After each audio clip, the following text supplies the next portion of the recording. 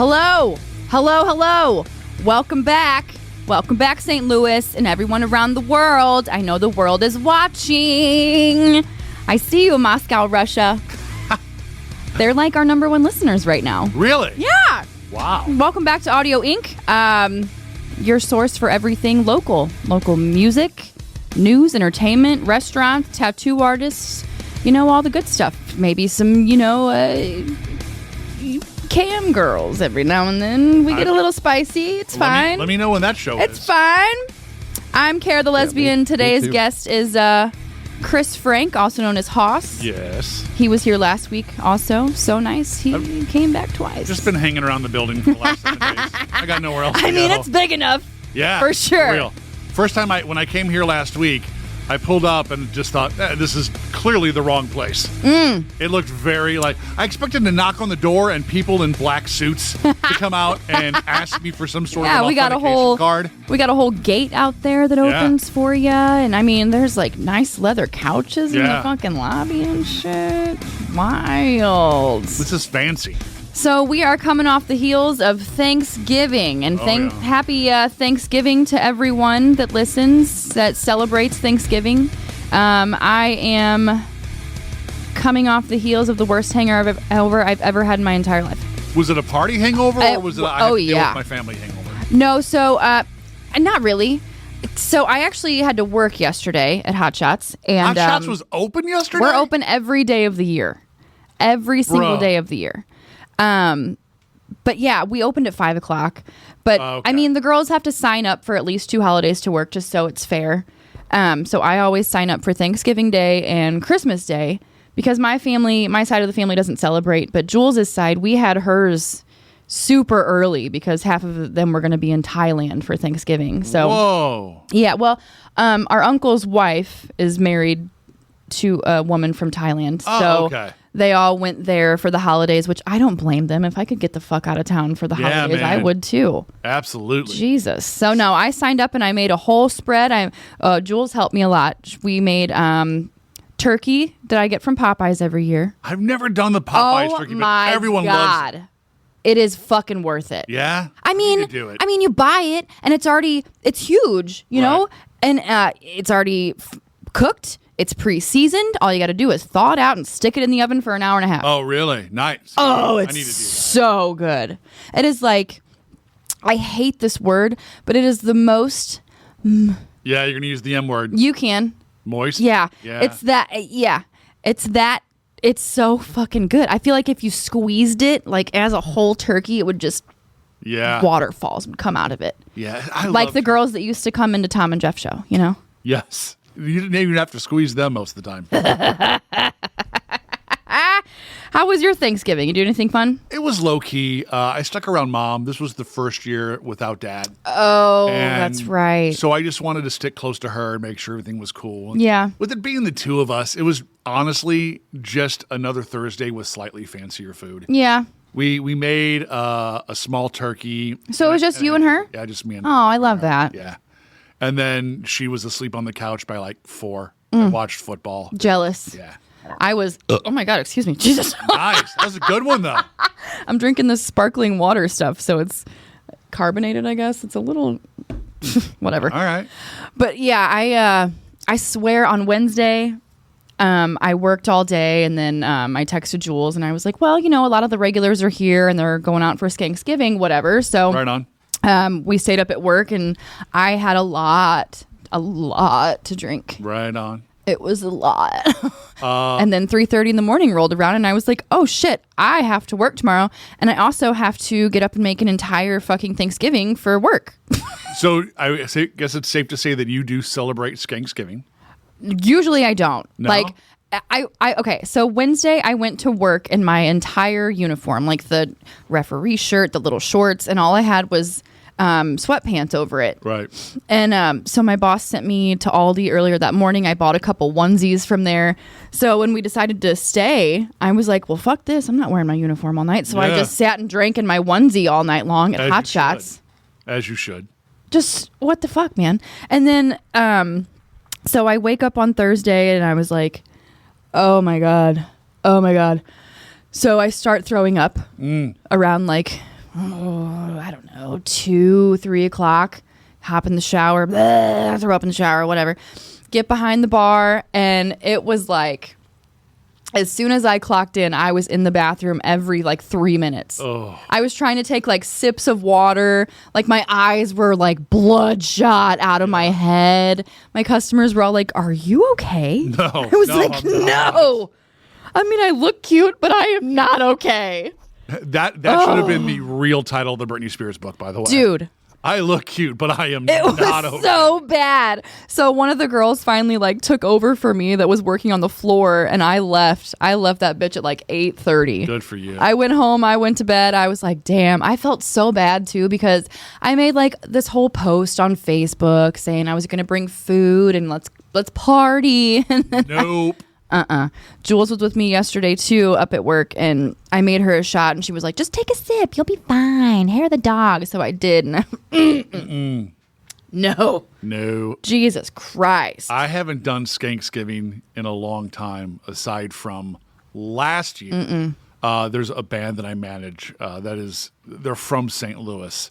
And they were playing a show at Old Rock House. And all the girlfriends and wives of the band were like, "Oh my God, it's Skanksgiving. You need to come." And I was like, "Oh, fine." And they were all going to wear plaid schoolgirl skirts because, And I was like, "Well, I'll drink with you, but I'm not doing that." And she was like, "What about a kilt?" And I was like, "You find me a kilt." I was going to say, you're kind of you wear... Yeah, I don't care. I paint my toenails. Dr. Frankenfurter for... But that was for charity, and it was but I mean, look, you loved I don't it care. though. It doesn't bother me. I got on stage in full on lingerie. You whatever. looked very sexy doing it. I will say it was the first time that I feel like I could see how much weight I lost. You looked great. Yeah, I'm down to, depending on what it is now, a 1X or maybe a 2, but yeah, I tell you, nothing will motivate you to drop those last few pounds than hearing, okay, so we're going to need you to wear women's underwear and a corset, yes, and a garter belt on stage, yes, in front of 500 people, and going, "Oh, well, I need to make sure this shit looks good." Oh my God! But so sorry if I keep burping into the microphone. You're fine. Still coming off that hangover. Yeah, you know what's so funny? I'm just full of. Whatever. I had so many people ask me, "Are you sure you want to do this?" When it came to the Dr. Frankenfurter thing, and I was like, "Why not? Not." Number one, I don't care. I'm secure enough in who I am that it doesn't bother me. It's a fun thing. It's just a fun thing. I've had my toenail, well, you can't see because I have shoes on now, but I've had my toenails painted. Yeah, they're neon green with little spider webs on black spider webs on the big toes. Now, are those your real toenails? Yeah. Or are they did you have her put to jail? No, those are legit. Those are legit. The crick go to jail. Nope. I'm actually supposed to go and get them redone either tomorrow or next Saturday. Is that a weekly thing that you do? It is. Or monthly? Or every other month or so thing. It is myself. It started with my dear mother, who you know well. Fun fact, his mother was my 6th grade teacher. That's right. She, about 3 years ago, asked if I would take her to get a pedicure because the arthritis in her knees are bad. And at first I was like, "I don't know, Mom. And I got the only child guilt trip of, well, it's okay. We don't have to go. And I was like, fuck. You're an only child too? Oh. So I was like, all right, get in the car. And by the time we got done, I was like, Mom, whenever you're ready, let's go. So I tried telling all of my guy friends, whenever your girls want to go next time, just go once. And it's not like when you get a pedicure, you have to get your toes painted. So here's the funny thing. About 6 months into going, my one friend's wife, who has gone with us pretty much every time, told me to get my toes painted. I was like, I'm not going to pay the extra for that. And she was like, "Oh, baby, it's not extra." And I go, "It's not?" And the lady working on us was like, "Yeah, it's included." I'm like, "All right, fine. That'll be fun." So my friend's wife and I have had matching toenails for the last 2.5 years. Whenever we get, I'm like, "Just pick whatever you want. I'll match." Yours get seen more than I. That said, I will say during the summer when it's sandal and flip-flop weather, these toes get numbers from girls. Hey, I believe it. I can't get a pedicure. My feet are, I can't. It's too ticklish for me. So mine was too the first few times. You get used to it. Girl, I'm telling you, fight through it. I can't. And I need them. I need it really bad. My feet are fucking crusty. Yeah. See, that's me. My heels get nasty. it's the best, like $45 I spend on myself every other month. Girl, I'm telling you. Anyway, so there's like a group of like 5 of us that go now. Me, my mom, my friend Christy. If I have a girlfriend, my girlfriend will go, and then usually 1 or 2 others. And we've dubbed it Girls' Day. Wait, are you single right now? Oh, never mind. I don't know what I am right now. It's a situationship is what we call it. Yeah, I'll put it this way. I am dating a few girls. Ooh. None of them is like a serious thing. Playa. Yeah, see, here's how it works with me. I'm either no one wants me or everyone wants me. Same. There's never like, oh, this girl would like to go out with me. Let's go on a couple dates. It's like this entire hallway of women want me. Or no one for miles. And this is, I'm in the high tide right now. Oh, man. Good for you. But yeah, we call it Girls' Day. We'll go out, we get brunch, we get our feet did, we'll go do some shopping, and then whatever. I love that. And what do they call that? That's like metrosexual or something, right? I guess so, but it's not a bad thing. We love hygiene. Women love hygiene. Well, not me. I can't say that for myself. Because I am a dumpster fire with jeans on. So I'm in the same boat. But like I've had so many guys like, why don't you go and do that? And also like, you call it Girls' Day? And I'm like, why? Who cares? Who cares? I'm cool enough with who I am that like, yeah, go on Girls' Day and I got my toes painted. What of it? Yeah, where's your line of cooch? Yeah. Not here. Right, well, ask me in 6 months and it won't be there. You know? No, I'm talking about the guys that give you shit. Oh, I know. I'm just saying, in 5 months, I'll be just like those guys going, yeah, go home to your mattress with no fucking sheets. Right. And your pillowcase with your pillow with no pillowcase. Just one dirty sock on the corner of the bed. No headboard. Get out of here. Get out of town. I remember when I didn't have a headboard. And then I finally became a big boy and bought a real bed. And I was like, same. I feel so accomplished. It's so weird, like having like actual matching furniture and bedroom furniture. Like when Jules and I first moved in together, everything in that house was unmatching. And I was like, nope. Yeah. Get rid of all of it. We're getting rid of everything. You feel grown up, right? Like no curtains, no rugs, no. Yep. Oh, I was like, this is a fucking bachelor pad. I bought a house. Get me out of here. I bought a house 2 years ago, and I had to buy furniture to fill it up because my old house was much smaller. So each room now has its own set of matching furniture, and I feel like very accomplished and grown up. But I also have the problem where things break around the house, and I'm just like, okay. Oh, yeah. Like, I could be totally, I know I can't, I would be totally okay with going, oh, my fridge is leaking some kind of fluid on my floor. Well, I'll just clean that up and keep going. Just stick a towel down. And I know I can't, but it's this weird thing where, like, I love being a homeowner, but then things break and you're just like, oh, do I have to fix that? Sadly, yes, you do.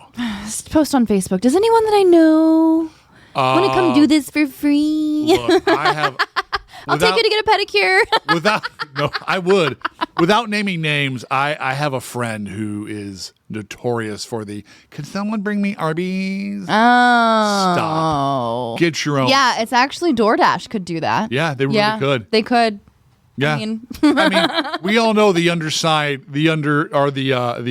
What a weird choice for you to say just now, Arby's. Or whoever. Very random. But we all know that, like, the unsaid portion of that is, can someone buy me dinner and bring it to me? Uh-huh. No. Yep. I'm bartending all night. Oh, no. This is like... Bring me coffee. This is like, just bring it to my house. I do that Bring it to my house and then leave. I was like, listen, honey, your ass ain't good enough to make that request. Oh, yeah. I mean, it's nice. I've seen it. Speaking of that, it's funny because, like, when I first started bartending, God, 12 years ago... I don't even want to say that out loud. Ew. I would do that kind of shit where you'd post on Facebook, I'm here all night. Come bring me coffee and keep me company. And now, like, thinking of doing that shit, just kind of makes me a little bit sick. I have to think as an attractive woman working in that field, that is just opening the door for every creeper in the world to bring you coffee and then just literally stick to you like glue for the rest of the night. Bring you coffee with a couple roofies in it. Yeah. Here's your roofie colada. A few crushed up Benadryls up in there. Right. Oh. It'll be all right. She'll serve me my drinks. I'll give her her coffee at the end of the night. Mm-hmm. And I'll take you home. Don't worry. Why doesn't this room have windows? oh, wow, you're kind of kinky. You have handcuffs on the bed? Bars on the window, bars on the doors. What? Yeah.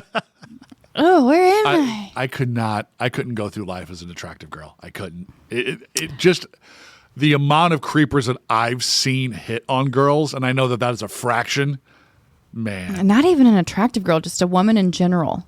Yeah. You know, like my wife, you know, she is obviously a lesbian. Right. She's got, you know, short hair. She's like the more masculine presenting type of female. Sure. And, you know, you still get men that approach her and are like, oh my God, you're so fucking gorgeous. Well, because she is. Right. But like, you know, it just baffles me in my mind that these like bro type dudes are approaching my wife who dresses the same, you know, has the same haircut, but better, obviously. But it's like, it's so fucking wild to me. Yeah. So I just kind of think, are all straight dudes a little bit gay? Just kind of like all straight girls are kind of gay? You know what? If our best friend had a vagina, we'd be happy. Yeah, for sure. You know? Yep. Here's the thing. Wait, I don't hold on. I'm kind of computing that. The requirement is you just need a vagina. Oh, Yeah. yeah. Never mind. I was What? going to say something really, really, really bad. Why? Go ahead. We love that. I love that anyway. I don't think that every guy is a little bit gay. No, I shouldn't have said that. That's not what I Here's the ultimately thing. meant. I think that every guy has a little bit of a feminine side. Oh, absolutely. And that's fine. Just like every girl has a little bit of a masculine side. Absolutely. And there's nothing wrong with that. That is what allows me to have fun going and getting my toes painted and doing things that aren't traditionally dude-esque. And that is totally fine. But like what I'm saying is, it's so funny that, you know, all these like bro type dudes hit on my wife. I can answer why. But why? You can blame it on porn. 100%. Huh. Because since, I mean, I... Like the lesbian thing. I came of age in the 90s, Mm-hmm. and all the porn was like, here's two chicks doing their thing, and then a Mm-hmm. guy comes in and bam, they both turn their attention to him. I get it. Every single dude thinks that he's got what it takes to turn a lesbian. But here's another thing. Like one of our really good friends is a gay man. Mm-hmm. And he tells us all these stories about, you know, all these straight dudes that he's been with and hit him up on the down low and like text him all day long. And he's, you know, been doing whatever on the side. And I'm like, the tea. I just didn't realize how many straight dudes were kind of like undercover like that. I see you. Straight dudes. Straight dudes. Right. Yeah. Closeted dudes, I guess. I Right. also, Which is fine to be bisexual. Come out! I also think, personally, and I have, this is just me talking, I think that a lot of reason guys are like that is because it has become fashionable for straight girls to make out with each other at bars. Ugh. To get drinks or attention or whatever. I call those spaghetti girls, and it pisses me off. I have a very good friend of mine in Chicago who's been in a committed homosexual relationship for close to 20 years. Mm-hmm.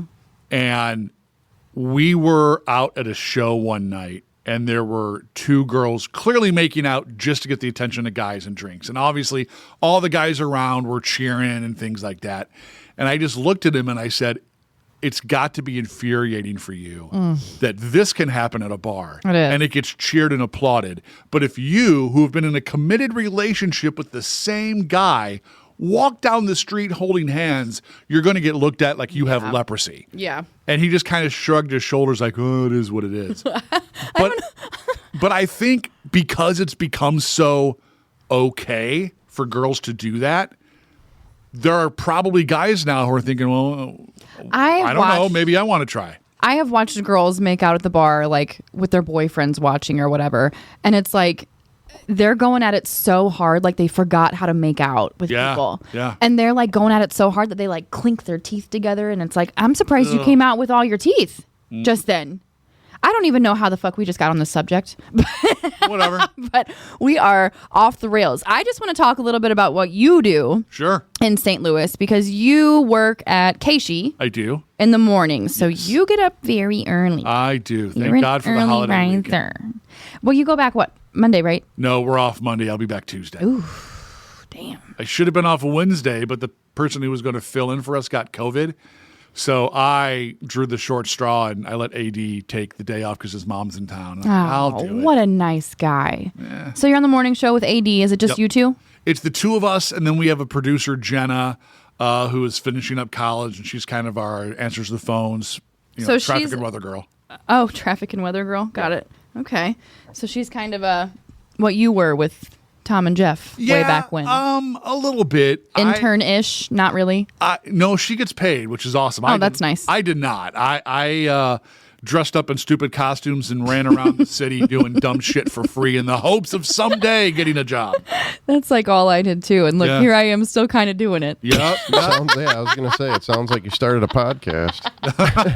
Pretty much. But besides Casey, you also you manage a lot of bands too. I do. I work for a company called Goot, which is headquartered down in New York City. We have offices in Nashville and London and LA and here. The office here is clearly my basement where my office is. Wow. But we manage a lot of big rock bands, pretty much anything that the Point plays. And if you've been to a Point Fest, can you talk about them at all? Sure. We manage Shinedown, Hailstorm, Highly Suspect, Theory of a Dead Man. Those are the big ones. So speaking of Hailstorm, when's Lizzie Hale coming in for an interview? It'll probably be a while. They're still in Europe right now for the beginning of December. But the next time they're in town, I'll see if I can get Lizzie to come. Joe's kind of like in love with Lizzie Hale, aren't you? Aren't we all? I have my story. And it's hard not to be in love with Lizzie Hale. That is true. I mixed the two up. Lizzie and the other one. The one from Maria. Oh, Maria Brink. You manage her too, right? We used to. Yes. Yep. Okay. So I always got those two mixed up because you manage both of them, and I always got them mixed up. Lizzie's the one who can shred on guitar. Maria is the thick girl. Yeah. Ooh, yeah, she is fine though. And Lizzie's got this insane range as far as her vocals She does. go. She's really the new Ann Wilson. Yeah. Oh. But wow. Did you watch the actual recorded version of the Thom and Jeff thing? I added an interview with Lizzie Hale that we did on Rock at Rock on the Range. I have seen the first 40 minutes of it, so I don't think I've gotten. Okay, yeah, you haven't gotten that far. But yeah. I mean, Joe's right. Anyone who's spent more than 5 minutes with Lizzie, you're going to fall in love with her. I've worked with her for 10 years. I knew her a decade before that. And she is the most humble person. She is just as humble. When I met them in 2010 on a tour that featured the Veer Union, a band that I managed, and Cavo, as they are today, 20 years into it, Grammy Award winning and all of that. Like, they're just the best people on planet Earth. Yeah. See, that's... So what's your story? Well, I mean, okay, so we did the interview, and after the interview, she was, we were shaking hands and everything, and she hugged Tom, she hugged Scotty, but she shook my hand and kissed me on the cheek. Oh. Yeah. I was a special one that day, I guess. Did you go home and go, I'm not washing my cheek for a month? I thought about it. You should have had her kiss a piece of paper and then tattooed it on her cheek. No. It's there forever, Lizzie. Yeah, the whole band is incredibly nice. Yeah. They all seem really down to earth. They've been doing this forever. They've got living on tour down to a science. They really do. And what's funny is when they first started that tour that they were on with Cavo and Veer Union, they were like the Partridge Family of rock. Dad drove the bus. Mom was the tour manager. It was like a whole thing. Because her brother's the drummer. They really. I can't speak highly enough about them. Or really, to be honest, everyone that I work with, like the guys in Shinedown would give you the shirt off their back. Oh, yeah. I am very fortunate to work with some really, really good bands that don't trash hotel rooms and stuff. No. And these are bands that, nice. that honest to God, are big enough that they don't need to give people the time of day. Mm-hmm. And, every show on this tour, 10 minutes before doors, Brent went out front and ran the line and took pictures and signed autographs and shook hands with people. My best friend Justin has a bunch of pictures with him, and it was from every show that he's ever been to. Yeah, with them, and wild. And then what was the festival that just got canceled where they did that whole little acoustic show in the lawn? Yeah, they were at what is that one called? I forget. It's a shit show every year too. I forget, but it was Blue Ridge yes. Mountain Fest or something like that. Yes. Oh, yeah, Every year there's a problem. And the day that they got, or the day that they were supposed to play was canceled for weather, I believe. Because the wind was crazy or some shit. But so the guys in Papa Roach, and I'm going to forget the country guy who came out with them now, and he's huge now, all went out to where the campers are and got on the back of a flatbed truck and performed for like 40 minutes. Acoustic. Try that in a small town guy, is it? I forget No. his name. no. Well, you said he's really big. He's and that been guy- huge. Yeah. He's huge, but he's also fairly Was it new. Zach Bryan? No, hold on. I don't know. It's got a name that as soon as I see it, I'm going to remember. Because I don't know yeah. country. I'm very, what's the word? Ignorant to the country scene. I'm not really into Me too. it. We need to have more country artists. Yeah. on I just haven't really been into it since I was little, and it was okay for me to listen to. Not okay for me, but tolerable for me and my brain to listen to. Because now it all just sounds kind of poppy and kind of all the same. Like when I was young at 90s country, it was good stuff for me. Yeah, today it sounds like arena rock. Yeah. Southern fried rock. Oliver Yeah. Anthony was the guy. Oh, I don't Oh, know. okay, yeah, the redhead dude. Yeah. I don't know who that is. I couldn't name you a song of his. Yeah. I think he's like the country. What's his name? The tattooed all over the face. Always Jelly Roll? No, jean Post shorts. Malone. Post Malone. Yeah. He's like the country Oh. Post Malone. Okay. All right. I just know that it was a really big thing that the three of them went out and did that. And it's awesome. But again, that's the type of thing that, to be honest, pretty much any of the bands that I work with would do is they don't want the crowd to leave unsatisfied. Yeah, and I look, that Because, starts at the why top. would you? That's how you're keeping, Yeah. that's how you're keeping the dollars in your bank account. And I think that really honestly starts from the top. My boss, the owner of the company, Bill McGathy, is one of the most generous men in the world and one of the nicest guys. Now, when he needs to, beat someone between the eyes, oh boy, you don't want to get Bill pissed. He's 75 and he still makes Holy shit. he still makes my butt pucker a little bit when he gets angry. 75? yeah, Damn. but That's that- like 77-year-old Dolly Parton in that Dallas Cowboys cheerleader uniform last night. Yeah, Bill cracked the whip, but Bill's also one of the best and nicest people in the world. And I think that trickles down to all the bands. Now, how long have you been doing this, the band management part? I left the Point in 2001, went to Chicago to work for Interscope, spent 2 years there, transferred to LA, worked another 2.5 for Interscope there, and came home in 2005 with Universal Records. Stayed with them until 2011, I think, when we found out the label was going to merge and they were just going to take all the assets and get rid of all of us, which, welcome to the music industry. It happens all the time. So I left labels in 2011 and joined a management company, Q Prime, which has like at the time, Metallica, Black Keys, Chili Peppers, Cage the Elephant, heavy hitting band. Right. Spent 2 years there and made the jump to Goot in 2013. So Okay. I've been doing the band management for about 12, coming up on 13 years. Damn. Yeah. And what did you just say you did before? You were Worked just for a working for record record label. labels? Yeah, What did you do there? I basically, to be honest, the same thing I'm doing at the management company, just from a label side, which is the bulk of my job is get songs played on the radio. Okay. But the time at Universal gave me my favorite and probably greatest job title I'll ever have, which is I was the director of rock for Motown Records, which sounds awesome. It would be even more awesome if it was Motown Records in the 1960s. It wasn't. Right. But, we had our biggest band was Blue October. Oh, wow. But we had a couple of other bands that were, had moderate hits, but just to be able to look back and go, dude, I was the director of rock for Motown. That's really fucking cool. It is.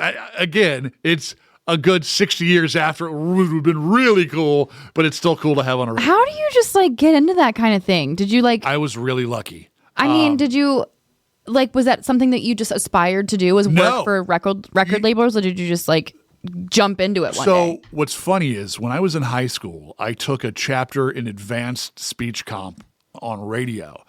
And my teacher said, "Oh my God, you're so good. You should pursue a career in radio." And I went, "Fuck that. I don't want to do that." Fast forward 3 years, I'm in college, and my fraternity brother ran the college station and freaked out because one of his guys got sick, and he found me. He's like, you have a halfway decent voice. Go, get on the air.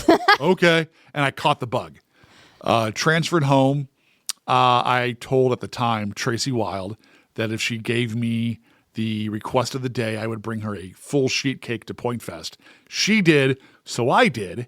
And she got me my summer internship at the Point in promotions, which was basically file shit away for 6 hours a day and do 3 events a week. Oh, God. And I was like, all right, I'll do all of that and more. At the end of that summer, I was like, I'm either I got to find something to keep me here, or I'm going back to college 2.5 hours away. And that's when I found out that Jeff, Trish, and Thom needed an intern. And I went up to them at a Pearl Jam show, like I said last week, and I said, I heard you guys need an intern. And all 3 of them said, do you want to do it? And I was like, fuck yes, I want to be on the air. And that was the start. So I stayed at the Point. I ended up getting moved up from intern to a part-time on-air guy. But we got sold in the middle of that from Sinclair to Emmis. Mm-hmm. And that's when Tommy the Boss took over. And I love Tommy. But I also noticed that Tommy, as jobs came open, instead of just hiring from within, was going out and finding the best person available in the country, as you should. Mm-hmm. And I was like, I don't know. I don't know if I want to move to Poughkeepsie to take my first real radio job and work my way back. At that time, Tracy Wild's husband was the local record guy for Interscope Records. And he needed an assistant that would work in Chicago. And I was like, please hire me. And because I loved what he did. I was like, wait, you don't have to get up ass early unless you're getting on a plane. You get to cover shows, be best friends with rock stars, and you have a T&E account? Mm. So you mean when you go out and get these awesome steaks, you don't have to pay for it? Where do I sign up for that?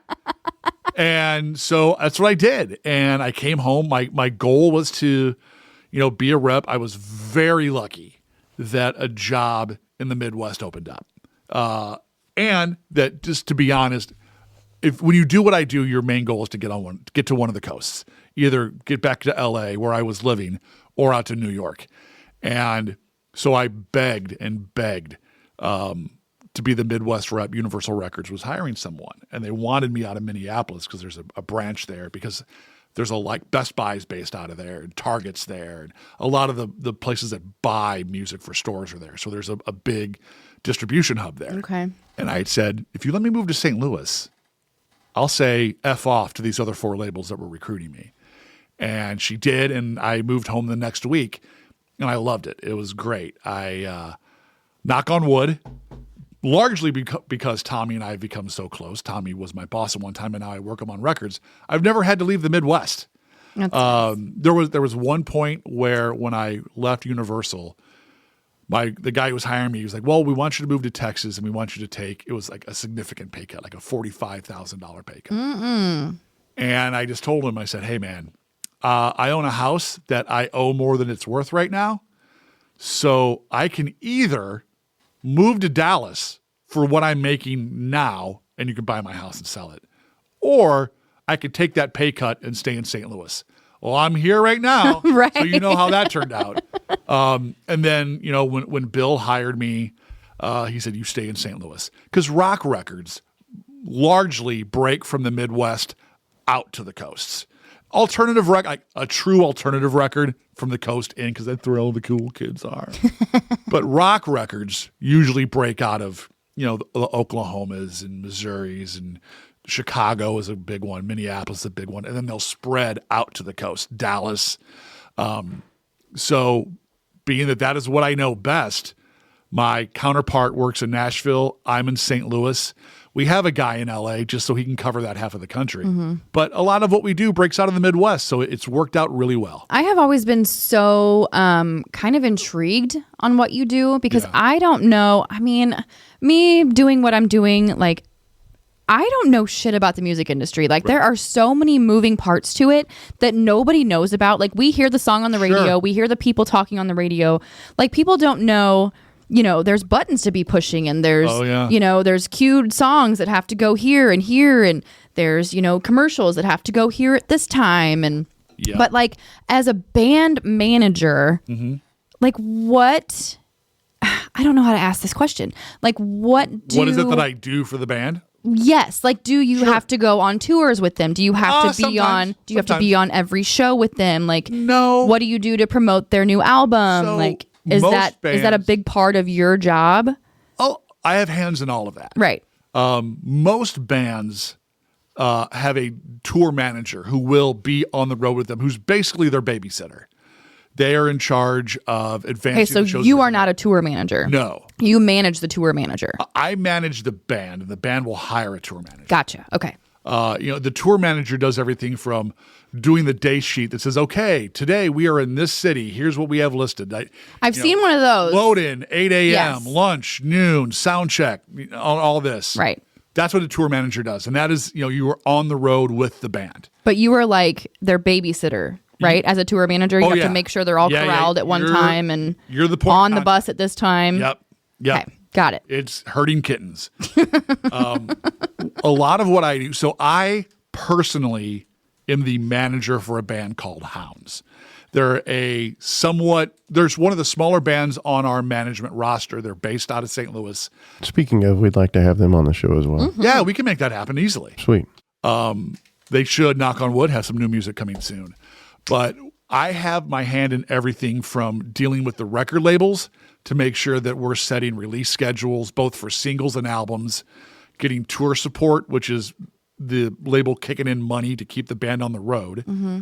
I will work with the booking agents to make sure that we're chasing tour. Like, hey, these guys want to tour with this band. Can we see if there's a chance to get on that tour? Ooh, that's another good question I have for you. Yeah, or all that stuff. So I have my hand in everything. The bulk of what we do is we are the liaison between the band and the record label, because the record label owns the contract for the band.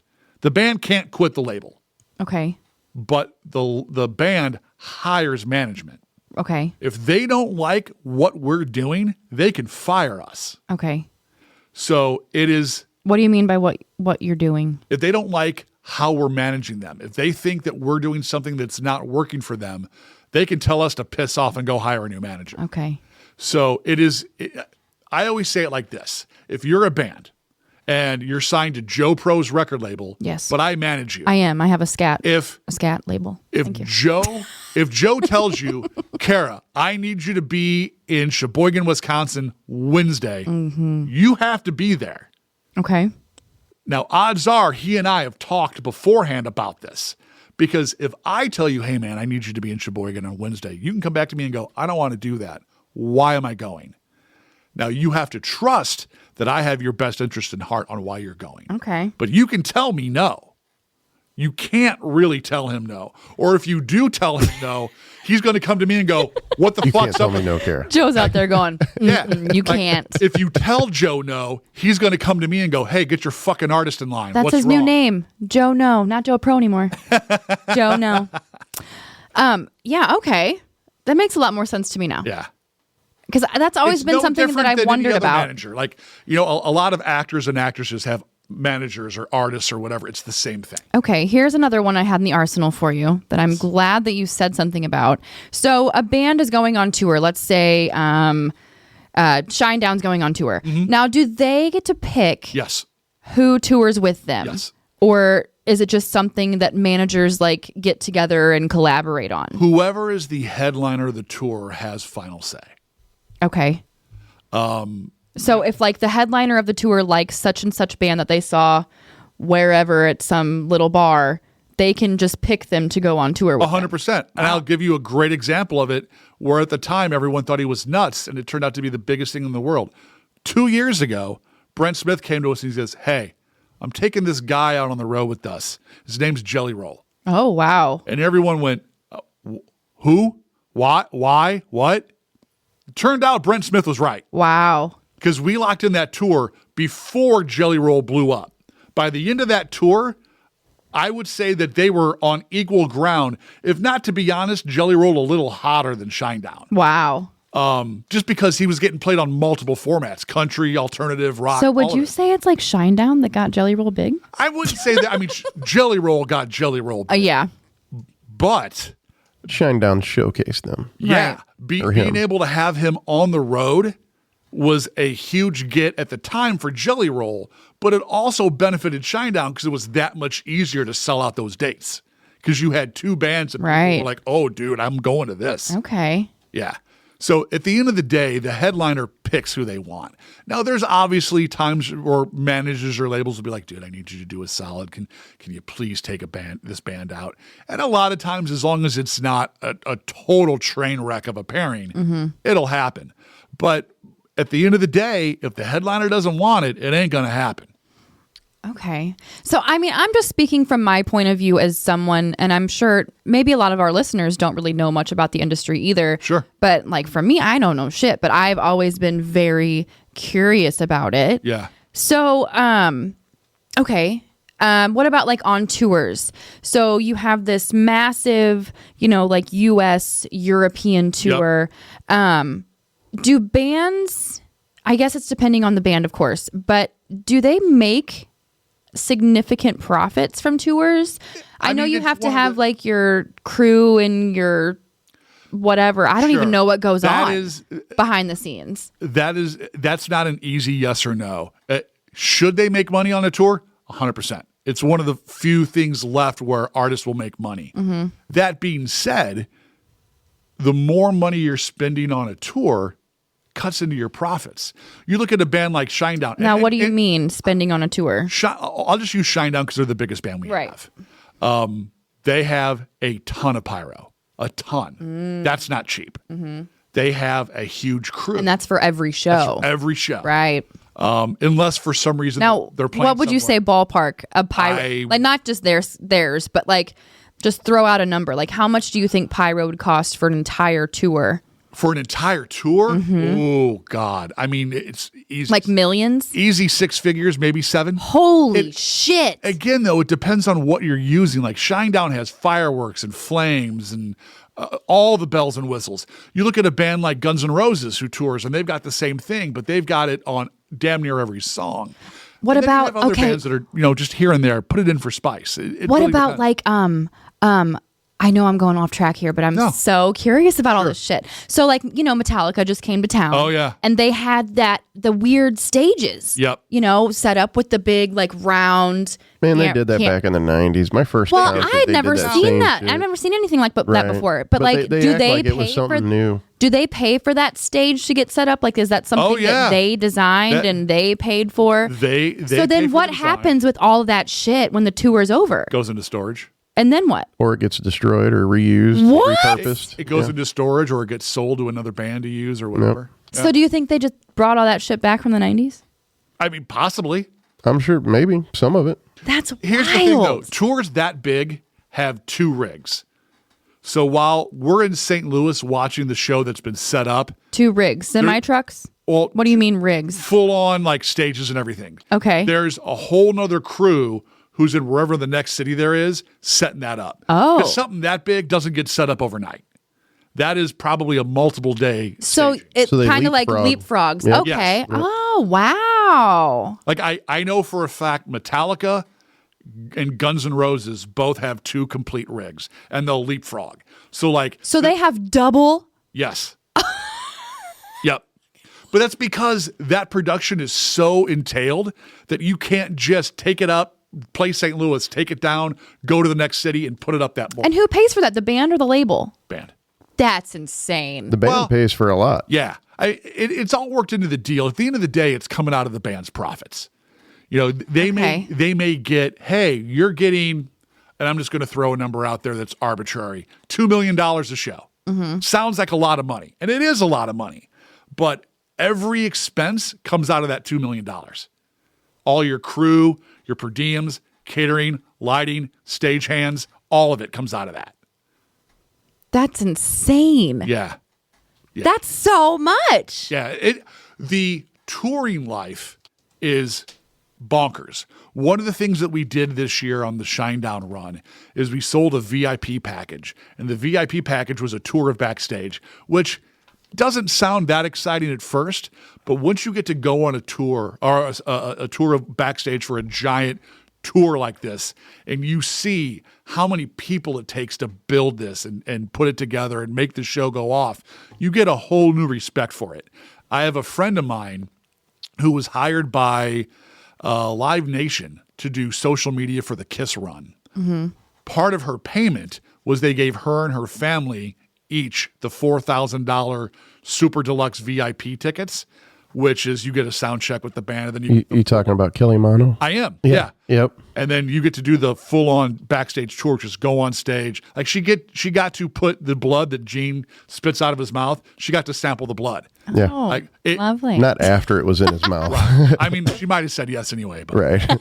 But again, like those type of experiences are becoming more and more of a thing because people are starting to understand how detailed and how much goes into it, that it's like, for someone my age, pulling the curtain back on The Wizard of Oz and seeing that it's just, that there's a guy, it's cranking and things like that. Like you get to see behind the velvet rope and you get to see the nuts and bolts of what it takes to put off a 2-hour show that is fantastic.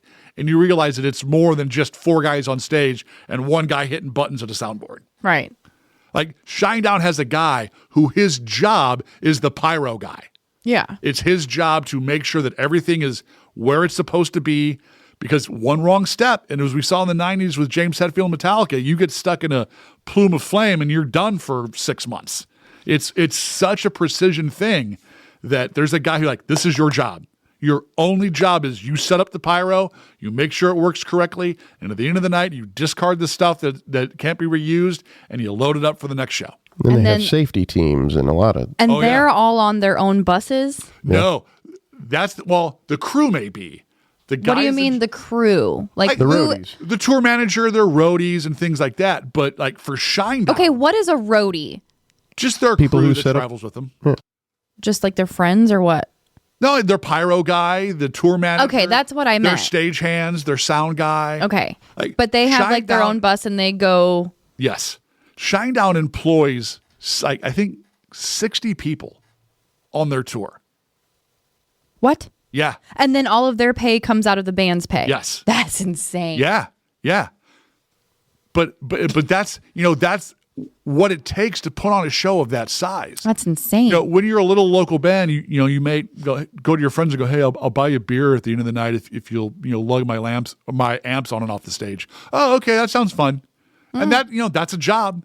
But there's a big difference between lugging amps on at Old Rock House and putting on putting on a show at the Dome or Enterprise Center or Riverport or whatever. Wow.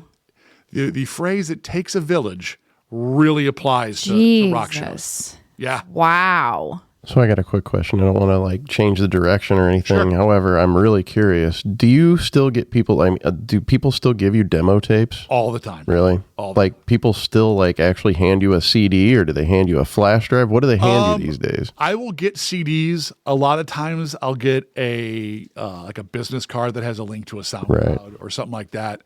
I'll get hey, can I text you something? Sure. The front of my phone is now a digital business card. Oh my God. You scan the QR, it gives you all my information. So just here, scan this, send me whatever. I'll listen to it because you never know. Right. You never know when the next big thing's going to come. Right. And where it's going to come from. If I was... I guess by now you have obviously good music when you hear it, but how do you know when it's the one? You don't. Right. I've had bands and songs that I would swear to God were going to be the next one and fell flat. And then I've had bands and songs that I was like, that's okay. Blew up. I can tell you this. But that's like music these days, though. It's very hit and miss. Yeah. I will tell you this. I learned in my Universal Records days because we had the contract for Cash Money. So we worked everything Cash Money put out. The first time I heard Lollipop from Lil Wayne, oh my God, I went, this is fucking garbage. First time I heard In the Club by 50 Cent, this is okay.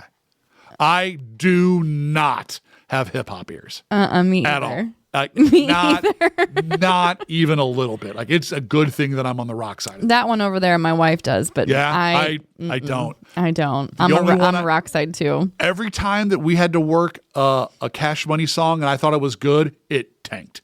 Every time. So with that said, how much of a band or a song's success is due to the actual band or song itself versus how hard the label pushes it?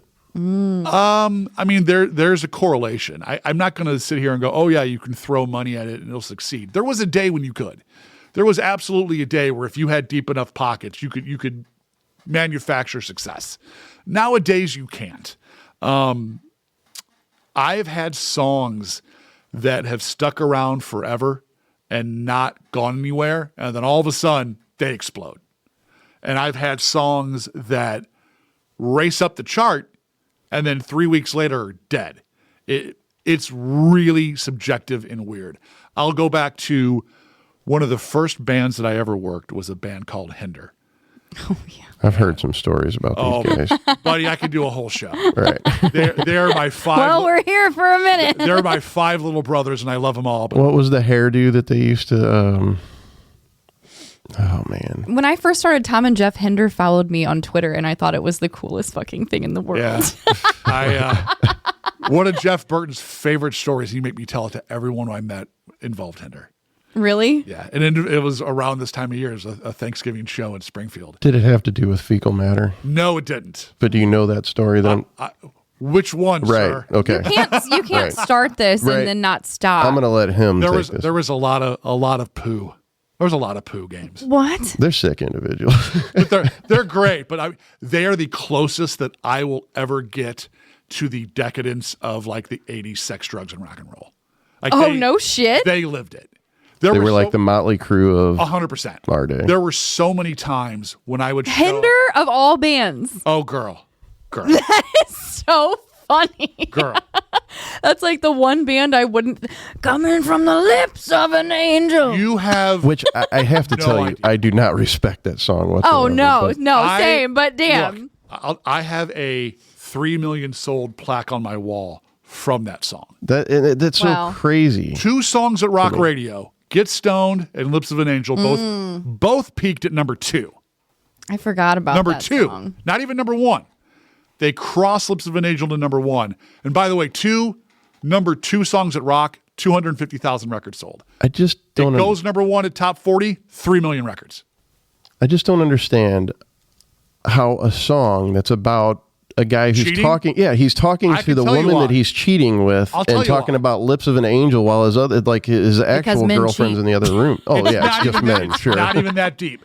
People don't pay attention. If I had a nickel for every person, guy and girl, who came up to that band during a meet and greet and was like, oh my God, your song is totally me and my boyfriend's song. My God. And I'm like, bitch, you know he's singing about cheating on her.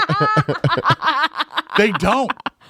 Oh my God. It's so funny because, I'm from Lincoln County, and if you would ever go to any bars out there, I'm telling you, like after 11 p.m., That's the song Hinder, in the jukebox. Yeah. Buck Cherry, Yep. Nickelback on the Here's jukebox thing, all here's night the thing long. that blows my mind. Buck Cherry and Hinder hit at the same time. Yes. Buck Cherry is still touring off of that one fucking song. Oh yeah. Yeah. I'm sure they are. It's I'm insane to sure me. they fucking are. I have not heard anything new from them in a long time. Because they don't need it. They'll go play a 1,000 cap club and go, oh, you're going to hear Crazy Bitch. Who knows? Maybe you'll hear it twice. I don't know. But no, the guys in Hinder were the first band that like I got to witness things just explode because it was overnight. They were doing well at rock. They were headlining clubs. They were on their own run. They had their own bus. But man, that song hit the pop chart and went to number 1, and it was night and day. I mean, we're talking about headlining arenas. That's insane. Yeah. Crazy. Off of Lips of an Angel. Yep. And look, like that was a lot of it is pure dumb luck. The right song at the right time, and it's you're off to the races. That's so.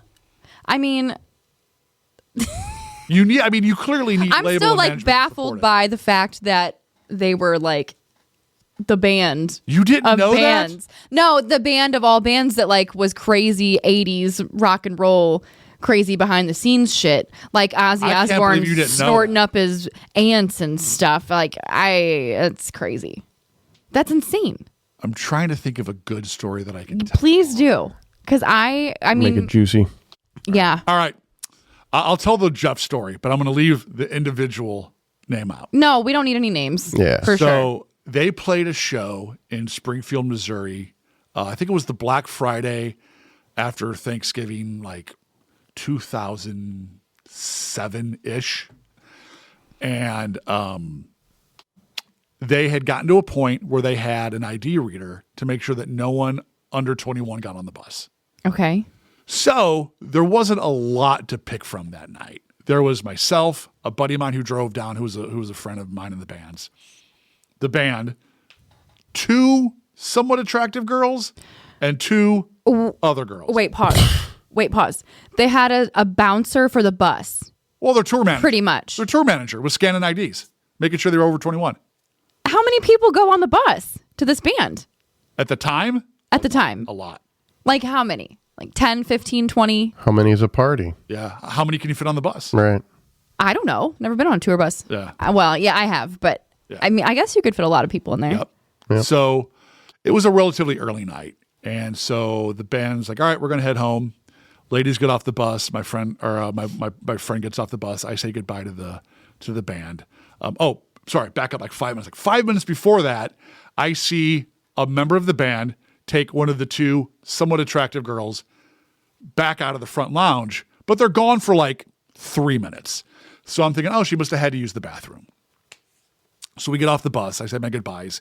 And my buddy is standing out there with the 2 attractive girls who still wanted to party. Okay. And we're like, well, the bars are closed, but we thought ahead of time, and our hotel's a block down the street. We bought beer. She's like, let's go.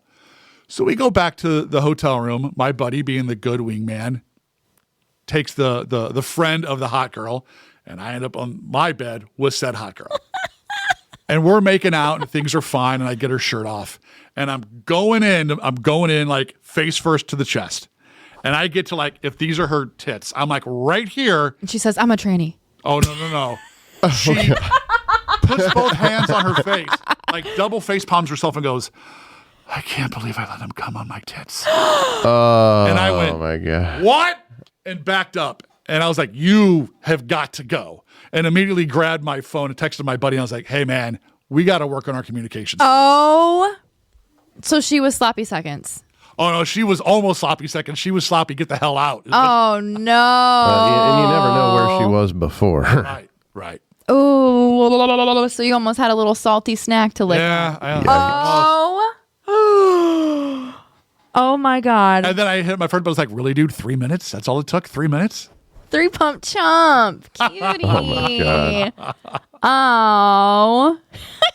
Lips of an angel, I guess. Apparently. Jesus Yeah. Christ. That was the story that Jeff couldn't hear it enough. It's like, tell the That's a good story one. again. Tell the story again. The only thing that would have been better is if she would have turned out to be a tranny. Oh, fuck. Those tits Hey, were man. Those tits were pretty good. I might not have said no. Yeah, there you go. Well, these days, I never know. they're hot. You never know. I know. I won't lie. I have hit on a couple girls at bars. Wait, does that mean to say, is that offensive? Is tranny an offensive thing to say? I think it's how you take it, how it's delivered. I'm sorry how if it's I've said. offended anyone. I didn't mean to. No, I mean, I don't know if it's offensive or I not. never I'm meant ignorant any- to that yeah. subject. I should preface that with Pardon my ignorance. Pardon. Pardon. I don't know. Yeah, it's fine. But no, I'm really happy that you came on because now you've answered a lot of my questions. You're welcome. About, the back rooms of it all. And Oh yeah, I never got know what stories. goes into making a show. I'll tell you I buy the some tickets off-air. and I go. I'll tell you some off-air stories about the band that'll make your head. Yeah, explode. please. One that happened in the Pops parking lot. With the same band? Yes. God. I mean, in the Pops parking lot, anything could have fucking happened with anybody. Wow. A lot of shit's happened with me in the Pops parking lot. All right. Not really. I'm just making shit up. Fair. I've thrown up a lot of times. Same. The Phillies from the Philly wagon, but that's about God. it. That's about it. I mean, walk out and you're like, ugh, 7 a.m. sun's out. Don't these people go to church? Oh, you know? Jesus. God. Well, I'm really fucking happy you came on. I am too. This is fun. Thank you so much. Anytime Going you want. strong, second week. Oh, you know what? I do want to bring up, if you're wondering where Pookie is this week, I forgot to say in the beginning of the show, because we just kind of went right into it. Right. Pookie did have, I don't even know how to go into this. It's a little wild. So Pookie had a heart attack. Mm-hmm. He had a quadruple bypass, and he wanted to be on the show tonight. He was going to actually link in discharged from today, home. though, he from got the discharged hospital. today, and he wanted to be on the show so much he was gonna, but he was just too tired to come on today. But he is doing good. He is home. He is recovering, and we couldn't be happier. Yeah, for That's sure. what's So important. hopefully he's back next week. We'll see. It's kind of... It's whenever he wants to come back. Whenever he's ready to come back, he will be here. But if you're wondering where Pookie's been, he has, probably would have much rather been here. But, poor dude. Yeah. All right. So hit us up on our socials. Our Facebook is Audio Inc., YouTube, Audio Inc. STL, Instagram, Audio Inc. STL. We're still looking for sponsors, as always. If you're looking to sponsor the best up-and-coming podcast in St. Louis, hit us up. It's audioincstl@gmail.com. We will get back to you with all of the information about the sponsorship info. Until next week, thank you so much, Chris, for coming by. Thank you. Whenever you want. Just let me know. Well... Maybe next week. All right. I'll be Let's here. make it 3. Cool. From Joe Pro, from Pookie, who is not here, and from myself, thank you so much for listening. We will see you next week. This is Audio Inc. Perfect.